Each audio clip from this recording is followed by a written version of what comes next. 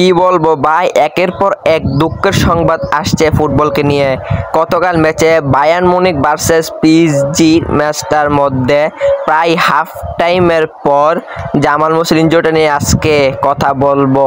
খুব ভয়াবহ একটা ইনজুরি ছিল জামাল মুসিয়ালার। ইনজুরিটাকে নিয়ে বিস্তারিত রয়েছে ভিডিওতে। খেলার প্রায় 60 মিনিট হয়ে গেল, এখনো কোনো গোলের দেখা নেই পিএসজিরও এবং বায়ার্ন মুনিখেরও। পিএসজির ডিফেন্ডার ডোনারুমার দিকে বল টেনে যাচ্ছিল, সে খুব স্লোলি ভাবে বল টেনে যাচ্ছিল, তখন সেটা জামাল মুসিয়ালা দেখে দৌড়ে সে বলটিকে আনতে যায়। কিন্তু মুসিয়ালা বলটি দেখা তো পেল না, কিন্তু ভয়াবহ একটা ইনজুরি হলো, যেটা আপনারা ভিডিওতে খুব ভালোভাবে দেখতেই পারছেন। ডোনারুমা হাত দিয়ে কিন্তু বলটিকে সেভ দিয়ে পেরেছে, যদি মুসিয়ালার পায়ে বলটি একটু লাগে নাই। মুসিয়ালা পাটি কিন্তু ডোমারিয়ার বুকের নিচে পাটি পড়ে গেছে, তারপর হাঁটু থেকে এবং পায়ের গোড়ালি পর্যন্ত কিন্তু পাটি বাঁকা হয়ে গেছে।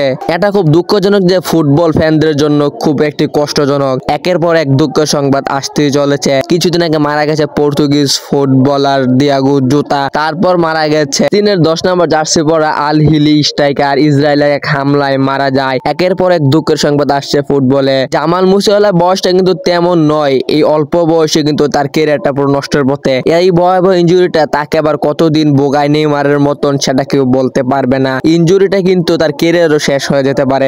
বয়স তার 22, সে এখনো দেওয়ার বাকি আছে তার দলকে, সে এখনো দেওয়ার বাকি রেখেছে তার ক্লাবকে, সে এখনো ফুটবল ফ্যানদের কিছু দিতে চায়, কিন্তু তাই কিছুই করতে পারলো না। তার ইনজুরিটা খুব ভয়াবহ, মারাত্মক। তো আমরা সবাই তার জন্য দোয়া করব, সে যদি খুব তাড়াতাড়ি আমাদের মাঝখানে ফিরে আসতে পারে। ইনজুরিটা দেখে মনে হচ্ছে না খুব তাড়াতাড়ি ফিরে আসবে।